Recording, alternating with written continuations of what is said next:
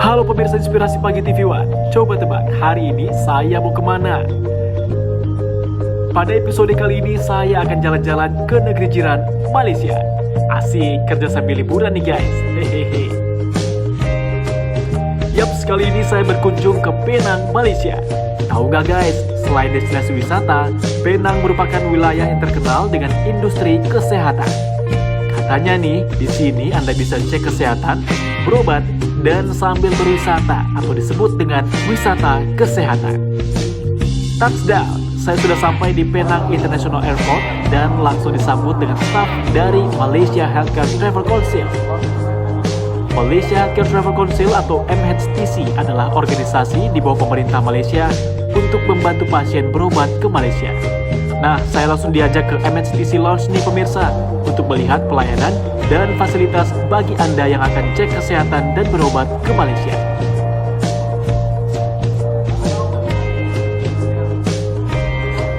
Oke, kalau gitu mumpung harinya cerah, saya mau langsung jalan-jalan dulu nih. Yuk ikuti saya.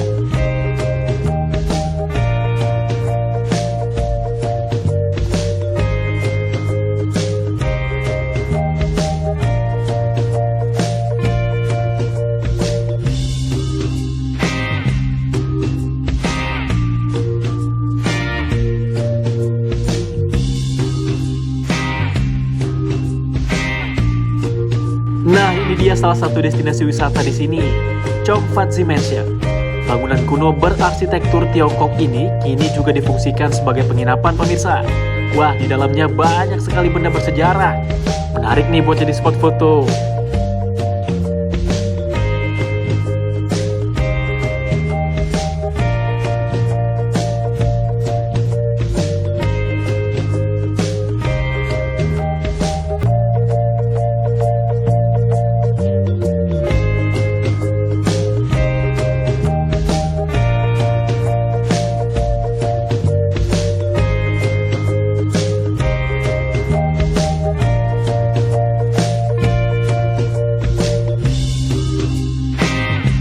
Next, sekarang saya ke Armenian Street.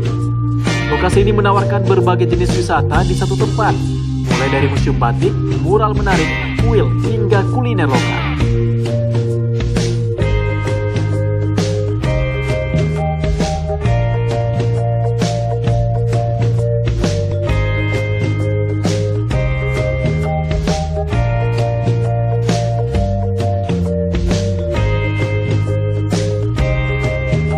Dan selanjutnya saya ke Gedung Koptar.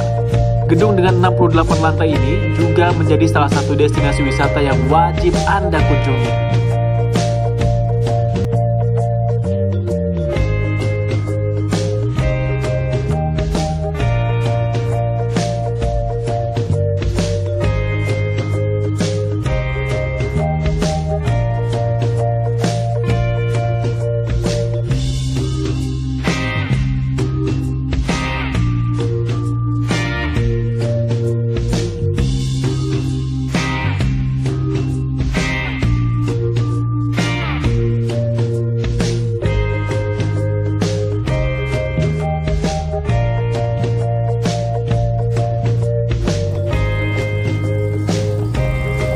Nah pemirsa, saat ini saya sedang berada di Rainbow Skywalk di top Penang yang berada di lantai 68. Dan kalau kita tahu nih, ini merupakan curve skywalk pertama di dunia.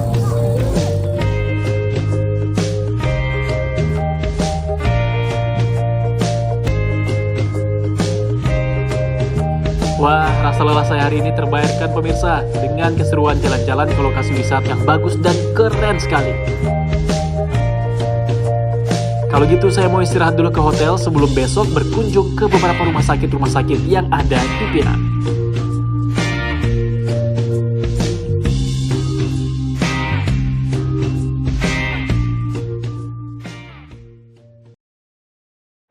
Assalamualaikum warahmatullahi wabarakatuh pemirsa. Senang sekali saya Novel Revandi kembali menyapa Anda dalam program Inspirasi Pagi TV One. Nah, pada episode kali ini saya jalan-jalannya cukup jauh nih pemirsa, ke Penang, Malaysia. Saya mau ngajak Anda untuk wisata kesehatan, di mana kemarin nih saya tiba di Penang International Airport. Saya udah ke MHTC Lounge untuk melihat seperti apa kira-kira pelayanan kesehatan dan juga rumah sakit yang ada di Penang dengan berbagai macam spesialisnya. Nah, saya udah jalan-jalan juga nih ke beberapa spot wisata di Pineng, dan terakhir nih saya ke Komtar yang merupakan gedung tertinggi dengan 68 lantai. Nah, hari ini saya akan berkunjung ke rumah sakit yang pertama, yaitu KPJ Specialist Hospital yang berada di Pineng, dan langsung saja kita akan masuk seperti apa kira-kira prosedur, pelayanan, dan juga fasilitas yang ada di KPJ Hospital ini. Ikuti saya. Assalamualaikum. Assalam, silakan. Kenalin, saya Nofri. Selamat datang ke Rumah Sakit KPJ Penang. Ya, senang sekali saya bisa berkunjung ke sini. Dengan Encik? Saya Zabidi, Encik Zabidi, Chief Executive Officer. siap, CEO dari KPJ Specialist Hospital Pinang ya. Oke, Encik, saya ini kan lagi berkunjung nih, wisata kesehatan nih dari Indonesia. Saya mau lihat seperti apa kira-kira pelayanan kesehatan di Pinang yang memang ini terkenal nih, Encik ya, di dunia bahkan, bahwa ini merupakan salah satu lokasi kesehatan rumah sakit yang terbaik di dunia, gitu ya, Encik ya. Nah, Encik, kira-kira kenapa sih masyarakat ataupun para pasien harus memilih KPJ Hospital ini? Oke, pertama sekali lokasi kita dekat dengan bandara ya. Lebih kurang 30 minit saja dari bandara KPJ Penang ya. Kemudian kita menyediakan juga transportasi secara gratis daripada bandara ke rumah sakit ataupun ke hotel. Ataupun kalau pasien mau shopping dan sebagainya ketika atau keluarganya ya mau shopping, kita bisa bantu ya. Dan faktor yang kedua adalah dari segi kos ya, biaya ya. Karena biaya perawatan medis di Malaysia dikawal oleh pemerintah ya. Maksudnya fee doktor kita telah dijelaskan ataupun ada peraturan yang harus gitu, ada batasannya ya, range yang telah ditetapkan oleh pemerintah. Dan yang ketiganya adalah kualitas kita. Ya, kita adalah satu-satunya rumah sakit di utara Semenanjung yang mendapat pengiktirafan peringkat internasional daripada JCI International. Maksudnya kita adalah telah diiktiraf sebagai rumah sakit yang aman, selamat dan dapat menyediakan servis mengikut standar internasional. Telah diakreditasi oleh lembaga dunia begitu ya? Oleh lembaga dunia. Baik. Ya. Nah, kira-kira fasilitas dan juga layanan seperti apa yang diberikan di KPJ Specialist Hospital? Kita mempunyai hampir ke semuanya pelayanan medis, dan kita mempunyai tim yang khusus untuk jantung, ortopedi, termasuk ortopedi anak. Kita ada spesialis ortopedi anak. Kita juga ada kardiologis atau spesialis jantung untuk anak. Selain daripada itu, kita juga ada spesialis craniomaxillofacial, iaitu untuk gigi dan juga muka lah ya. Contohnya kecederaan atau akibat kecelakaan menyebabkan kerosakan anggota rahang dan sebagainya, kita ada spesialis khusus. Dan dari segi ortopedi yang lain, kita ada juga spesialis tulang punggung. Tulang punggung. Nah, kira-kira nih, Encik, yang tidak ada di rumah sakit Malaysia manapun yang ternyata ada di sini, itu kira-kira apa spesialnya? Oh, sekarang kita mempunyai satu mesin yang pertama kali di negara ini, Malaysia, yaitu Malaysian Cryo 7. Kita adalah rumah sakit yang pertama menggunakan Cryo 7 di Malaysia, iaitu untuk kegunaan rehabilitasi atau fisioterapi ya, untuk mengurangkan sakit kepada pasien, kepada anggota-anggota yang tertentu. Semacam pereda nyeri gitu ya? Iya. Kira-kira boleh nggak saya lihat nih untuk alat itu? Okey, ayo kita silakan nanti ke fisioterapi. Boleh. Ya. Sekarang, Cik? Sekarang ya. Ayo, Okey, kita. baik.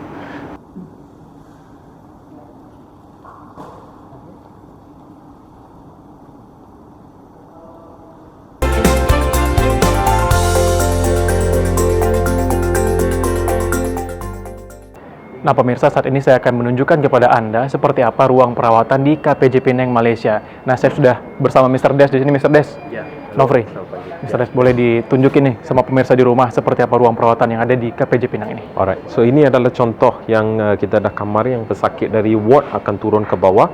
So kita akan masukkan pasien ke sini dan merawat memakai mesin-mesin yang ada di sini. Jom kita tunjukkan. Boleh. So contohnya, ini adalah dua katil yang khas dibuat untuk cervical traction dengan lumbar traction. Maksudnya siapa-siapa yang ada masalah disc tulang belakang kita, tulang kita akan ya, masukkan atas mesin ini, ikat, dan kita akan bagi renggangan kepada tulang belakangnya. Alright. So ini adalah mesin-mesin yang kita pakai. Alright.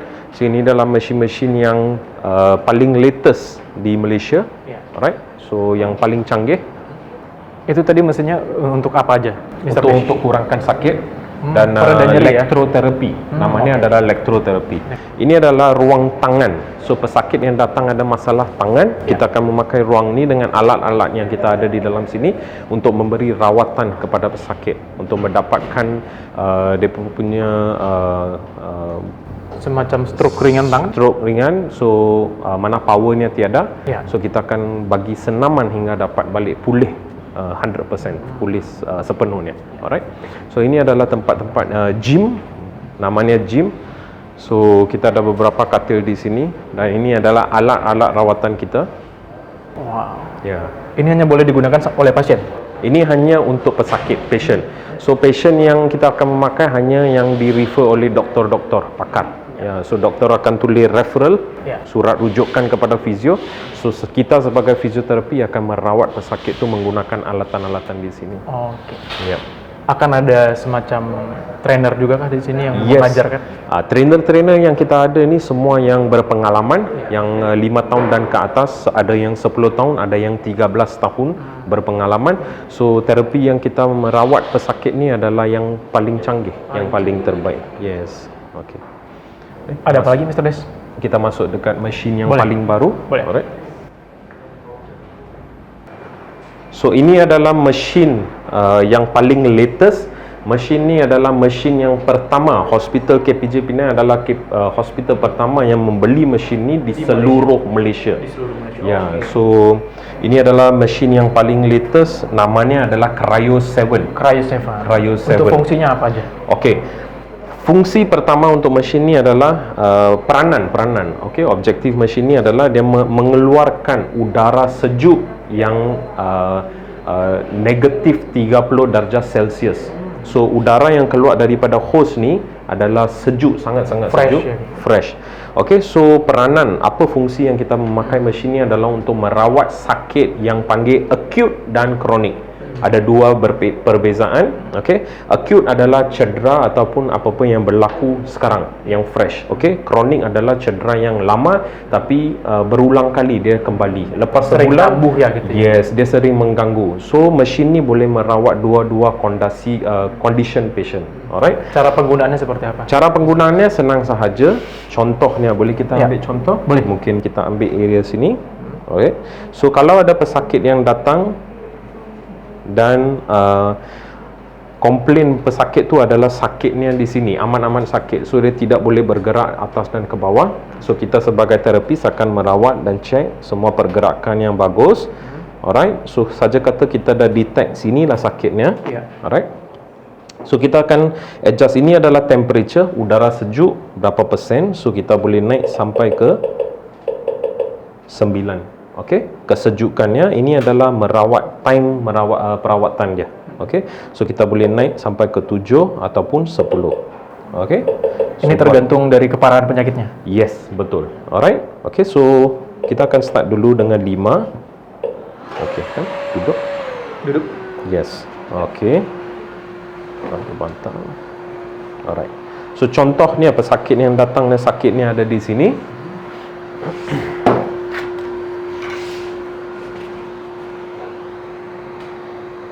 Hanya dengan begini aja nih, Mr. Hanya dengan begini, so udara yang keluar ni dia tidak akan hose ni tidak akan menyentuh badan patient.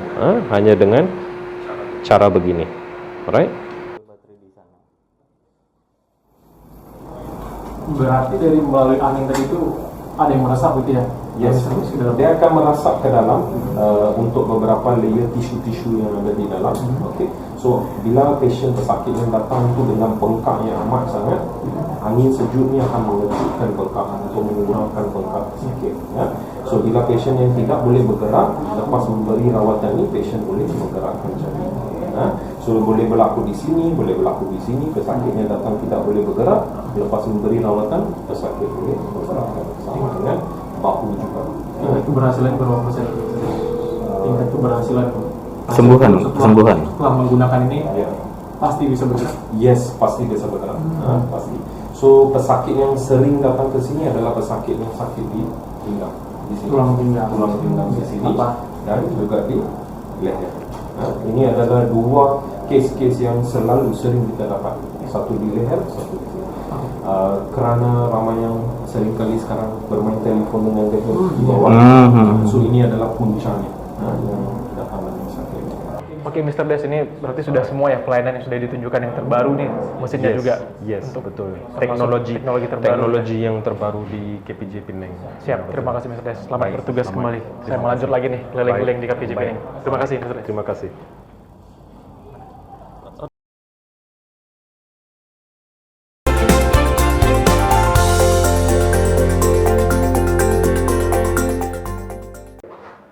Nah, pemirsa, saat ini saya sudah di ruangan Dr. Juhaimi. Beliau merupakan dokter spesialis bedah tulang belakang. Dokter, Assalamualaikum, apa kabar? Waalaikumsalam, kabar baik. Baik ya, dokter. Ya, baik. Mungkin dokter bisa cerita dulu nih sama pemirsa di rumah mengenai background dari dokter. Okey. sendiri. Nama saya Dr. Juhaimi bin Johari. Saya pakar ortopedik dan pakar spinal surgery, pakar spine tulang belakang. Ya. Okey. Nah, dokter, mengenai spesialis dokter nih kan di specialty-nya mengenai bedah tulang belakang. Mungkin bisa dijelaskan sama pemirsa nih seperti apa teknik perawatan maupun prosedur yang dilakukan nih pada pasien. Okey. Seperti yang kita tahu, sakit tulang belakang ni sakit yang sangat biasa, sakit yang sangat common kepada kita semua. Selalunya pesakit tulang belakang ni pesakit datang dengan sakit di bahagian bawah belakang. Dan selalunya bila sakit tulang belakang ini dia melibatkan saraf yang terkepit. Jadi pesakit juga akan mengadu sakit di bahagian kaki seperti electric light sensation atau radiating pain, ataupun sakit yang turun kepada bahagian kaki, ataupun dalam bahasa setengahnya kita panggil sciatica. Okey. Nah, kira-kira dok, dari selama dokter menangani spesialis setelah bedah tulang belakang nih, ada tidak kejadian-kejadian ataupun case yang unik yang pernah datang ke dokter nih pasiennya? Okey. Selalunya sakit tulang belakang ni kita bahagikan kepada usia pesakit. Sama ada usia di peringkat remaja, peringkat dewasa ataupun peringkat orang tua.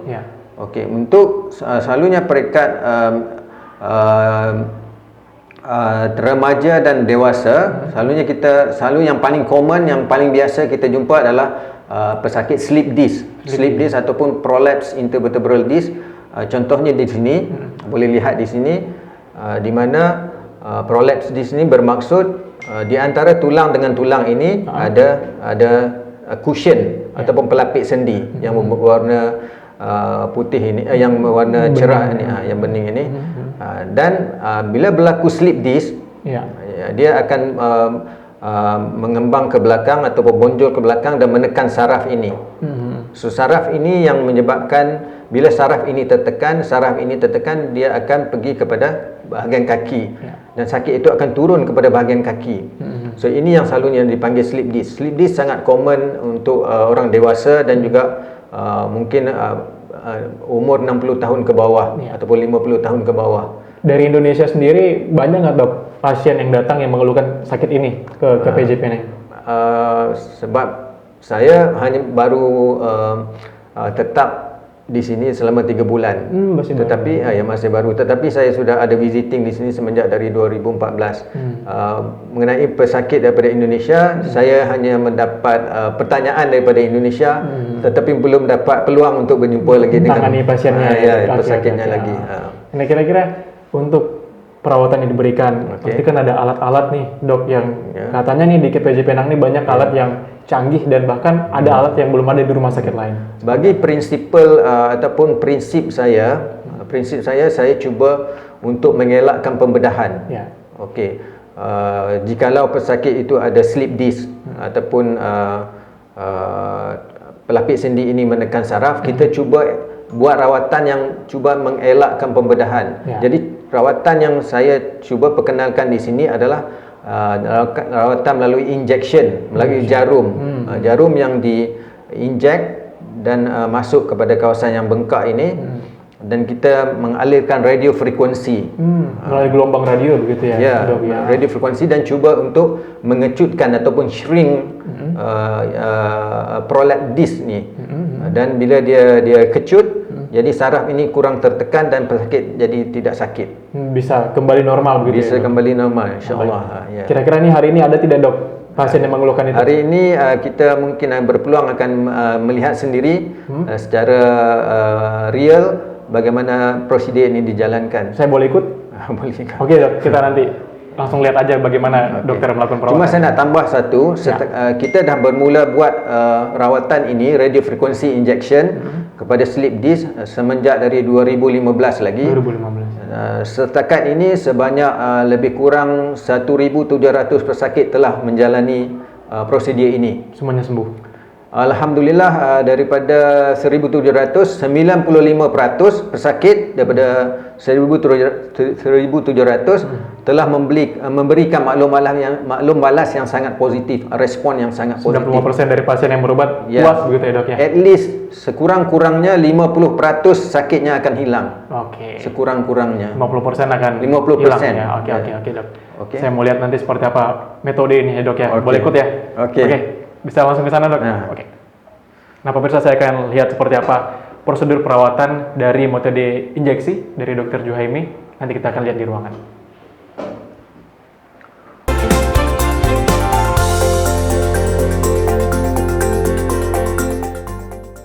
Nah, pemirsa, tadi saya sudah berbincang dengan Dr. Juhaimi, spesialis bedah tulang belakang. Sekarang nih, pemirsa, saya mau ketemu dengan Dr. Sri Saiful Jordan. Beliau merupakan dokter spesialis bedah mulut dan wajah. Kita udah di ruangannya. Assalamualaikum. Waalaikumsalam. Dokter, boleh saya masuk? Salam sejahtera, silakan. Ya. Ya. Dokter, Ya. apa kabar? Baik, saudara Nofri ya. Ya, betul. Saya baik. Nofri. Dokter, Baik. saya izin buka masker. Ah, boleh. Oke. Baik. Saya mau bincang dikit nih, dokter. Mungkin agar pemirsa di rumah tahu nih, siapa sih Dr. Sri Saiful Jordan? Mungkin bisa cerita dikit nih, Dok, mengenai background dari dokter sendiri. Baik, terima kasih dan selamat datang kepada tim daripada Medan. Ya. Saya Dr. Saiful, saya seorang pakar bedah mulut dan maxillofacial. Kepakaran bedah maxillofacial ni menangani masalah ataupun penyakit ataupun keadaan di ruang mulut, di rahang bawah dan tulang muka. Jadi saya bercerita sikit bersenang melalui gambar yang saya dah sediakan kat sini. Boleh, Dok. Ya? Bisa cerita kira-kira Baik. dari spesialis bedah mulut dan wajah ini menangani apa saja nih? Ya, baik. So antara saya bermula daripada prosedur yang kita anggap minor ataupun kecil sikit, ya. So antara contohnya ialah pembuangan gigi geraham bongsu dan ataupun terimpak ataupun yang tumbuh sengit ataupun miring. Oh, yang ada di ujung gitu ya? Ya, Dok. Oke. gigi geraham bongsu. Jadi yang ni kalau dalam keadaan biasa, keadaan gigi ni sepatutnya tumbuh sepenuhnya, tapi dalam keadaan ni dia disebabkan kekurangan ruang, gigi tu tumbuh sengit. Jadi yang ni mengundang penyakit kerana mengundang infection. Jadi ada kebiasaannya yang ni kita boleh buat di dalam keadaan pembedahan minor, di mana kita boleh buat di dalam keadaan klinik saja, di bawah suntikan bius, kebas. Tapi ada kadang-kadang dalam keadaan yang terlalu dalam ataupun kanak-kanak yang kita perlu buat. Jadi kita offer untuk buat rawatan ni dalam bius arm ataupun bius tidur. Okey. Dan selain daripada gigi yang bongsu, kadang-kadang gigi lain juga mungkin terlibat. Contohnya dalam X-ray ni kita tengok gigi taring yang ke atas ni dia tumbuh ke tempat yang tak sepatutnya. Jadi yang tu kita pun nak kena buang sebab kadang-kadang dia memerlukan pembuangan untuk rawatan lain, seperti contohnya rawatan pendakap gigi ataupun braces. Ya. Selain daripada itu, kita juga ada rawatan pilihan untuk mengganti gigi yang hilang. Contohnya menggunakan implan pergigian, di mana kita masukkan skru titanium di dalam kawasan tulang untuk kita memegang gigi yang ni. Dan ada dalam kes-kes tertentu yang sesuai, kita boleh bina semua sekali. Ya, jadi yang ni antara gigi palsu ya, Dok? Ya, gigi palsu. Tapi yang ni contohnya yang ni daripada ceramik. Okey, macam crown ataupun bridge. Ada dalam kes-kes tertentu dia lebih sesuai untuk gigi palsu biasa tapi berpaut dengan implan. Okey. Seterusnya, kadang-kadang masalah gigi implan tu kita perlu atasi dulu masalah lain seperti penyakit gusi ataupun periodontitis. Jadi kita kena rawat penyakit ni dulu. Ya. Sebab kita kena kawal ni dulu sebelum kita offer rawatan implan. Okey. Ya. Antara benda lain yang mungkin boleh terjadi di dalam mulut, especially kalau kes yang ada penyakit gusi ke apa ke, kadang-kadang pesakit mungkin mengalami sista pergigian. Jadi sista ni dia akan berkembang di dalam tulang tu, dia akan makan tulang tu Sista semacam apa tu, Dok? seperti gelembung. Dia macam ada gelembung macam ni sebab ada kebiasaan dia boleh datang daripada gigi yang berpenyakit. Okey. Jadi dia akan kembang seperti gelembung ataupun belon, dia akan makan kawasan tulang tu. Jadi yang tu kita kena bawa keluar penyakit tu. Okey. Okey. Dan selain daripada itu, kita juga merawat penyakit sendi tulang rahang. Sendi tulang rahang. Sebab ada pesakit yang kemungkinan secara anatominya tulang rahang sendi tu senang mendatangkan sakit. Jadi ada yang sampai susah nak buka mulut, susah nak makan. Jadi kita offer rawatan untuk ni. Okey. Jadi antara penyebab ni, bila kita tengok dengan rapat, kita tengok tisu ni, ada yang terkeluar tisu ni. Secara normalnya dia patut duduk kat sini. Ya. Dia ikut rahang tu bila keluar. Tapi dalam kes-kes tertentu tisu ni terkeluar. Bila dia terkeluar, pesakit akan mengalami bunyi klik dekat di punya sendi. Oh, ya ya ya. Bila buka klik ataupun bila tutup dia klik. Dalam kes-kes tertentu tisu ni dia tak kembali. Dia duduk dekat luar tu, dan pesakit ada masalah dia tak boleh kat mulut. Yang ni boleh mendatangkan masalah bila rahang tu langsung tak boleh buka mulut. Kalau menjadi masalah pernafasan, orang kita nak bagi pesakit bernafas, mulut tak boleh buka, jadi membahayakan pesakit. Okey. Dan seterusnya jadi antara simptom orang yang mengalami sakit ni, dia mungkin mendapat sakit kepala. Okey. Dia kadang-kadang mempunyai sakit di belakang mata dia juga. Mulut kadang-kadang dia merasa semua sakit, buka Bisa tak berdampak sakit ke bahagian lainnya. Bermula dari sini dia merebak tempat sakitnya ke kepala, ke bahagian gigi semuanya. Ya. Kadang-kadang ada juga yang mengalami sakit tengkuk yang merebak ke bahagian bahu juga. Ya. Okey. Satu lagi masalah yang kita tangani di bawah pembedahan maxillofacial ialah kita membetulkan kedudukan rahang. Ada individu yang rahang dia agak terlalu ke depan ataupun terlalu ke belakang, ataupun dagunya agak terlalu panjang, terlalu pendek, jadi menyukarkan cara digigit. Bisa diratakan. Yes. Okay. Jadi pesakit ni kadang-kadang dia memerlukan rawatan pendakap dan disambung dengan rawatan pembedahan, di mana kita macam rahang atas ni agak terlalu ke belakang. Jadi apa yang kita buat? Kita buat pembedahan, kita kedepankan tulang rahang ni, and then kita letak plate dengan skru titanium. Okey. Kadang-kadang dia terjadi dekat rahang bawah. So apa yang kita buat? Kita panjangkan rahang bawah dia juga. Ataupun kadang-kadang kita pendekkan rahang bawah dia, and then kita letak plate dengan skru yang sama dekat sini. Okey. Alright. Dan dia antara kes-kes yang kerap kita dapat adalah yang kita handle di sini ialah kecederaan muka. Sama ada tisu lembut ataupun tisu keras seperti tulang ataupun gigi. Macam contoh kes ni, dia patah tulang rahang di sini dan di sini. Jadi bila dia patah situ, kadang-kadang nak buka mulut susah, nak menggigit susah, nak makan pun susah. Jadi kes-kes macam ni kita rawat, kita buka kawasan yang pecah tu, dan kita letak plate dengan skru macam ni, kita betulkan semula kedudukan muka dia. Okey. Kadang-kadang kes ni melibatkan lantai mata. Jadi lantai mata kalau dia terlibat, kadang-kadang mata tu susah nak bergerak. Jadi dia dapat double vision. Dia melihat benda ada bayang.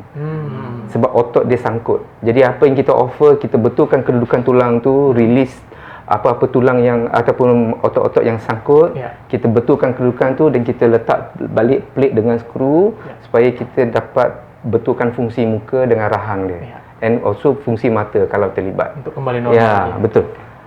Dan kita gunakan plate dengan skru seperti ini. Okey. So I think yang tu basically most of the tugasan yang kita buat kat sini lah. Terjadi yang sering terjadi di sini. Satu lagi nih, Dok. Ya. Kira-kira ada tidak case yang unik nih, yang memang mungkin tidak biasa yang datang ke sini yang pernah dokter obati? Pernah setahun lepas kita dapat 2 kes aksiden kecederaan yang ekstensif. Dia melibatkan tulang rahang bawah, tulang rahang atas, hidung dengan tengkorak. Ya. Jadi yang tu apa yang kita buat, kita terpaksa melakukan operation yang besar, di mana kita buka luka daripada dalam mulut, bawah bibir, kulit mata, dan juga kita terpaksa buka kulit kepala dia untuk kita rawat dan mengurang. Kita buat ni supaya parut dia tak berapa nampak. Jadi kita pun yang tu kita akan combine sekali dengan pakar bedah otak. Jadi kita combine sekali untuk memberi hasil yang terbaik untuk pesakit tu. Baik, itu sudah dan bisa kembali normal lagi ya? InsyaAllah. Oke dok, luar biasa sekali, banyak sekali pemirsa ternyata layanan fasilitas yang bisa diberikan di Rumah Sakit KPJ Penang Hospital Spesialis ini, dan terima kasih sekali lagi sama. Dr. Sri. Terima kasih. Baik. Saya mau lanjut lagi nih wisata kesehatan di Penang. Baik. Baik pemirsa, saya akan kembali lagi bertemu dengan Encik Zabidi untuk kembali melihat yang lainnya. Nah pemirsa, di KPJ Penang Specialist Hospital juga tersedia VVIP Room. Ruangan ini memiliki fasilitas yang lengkap dan nyaman untuk Anda dan keluarga yang akan berkunjung ke ruangan. Selain itu juga tersedia ruangan sterilisasi paru. Nah ini dia ruangannya pemirsa. Wah, lengkap sekali ya. Dia ada 2 pintu.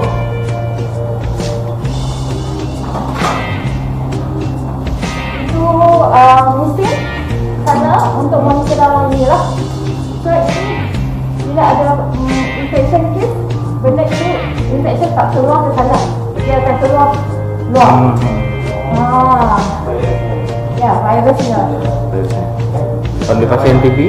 TB itu macam itu kepok. Itu sakit yang tak untuk elak boleh berjangkit lah. Ini untuk apa? Penyakit tertular. Ya, betul. Nah pemirsa, saya sudah diajak jalan-jalan sama Encik Zabidi berbagai macam fasilitas dan juga ruang-ruangan dari KPJ Specialist Hospital di Penang. Nih, terima kasih Encik sudah ngajak saya untuk melihat berbagai macam fasilitas yang sangat luar biasa nih. Dan bahkan tadi ada alat yang memang tidak ada di rumah sakit lain di Malaysia. Oke, terima kasih kembali. Saya mau lanjut lagi nih Encik, mau keliling lagi, mau wisata kesehatan lagi di Penang. Sampai jumpa lagi. Assalamualaikum. Nah, pemirsa, berakhir sudah nih kunjungan saya ke KPJ Penang Specialist Hospital. Saya mau lanjut lagi nih ke rumah sakit lainnya yang ada di Penang sambil jalan-jalan berwisata juga. Tetap saksikan Inspirasi Pagi TV One di episode berikutnya. Saya Nopri Pandi, pamit undur diri. Wassalamualaikum warahmatullahi wabarakatuh dan sampai jumpa.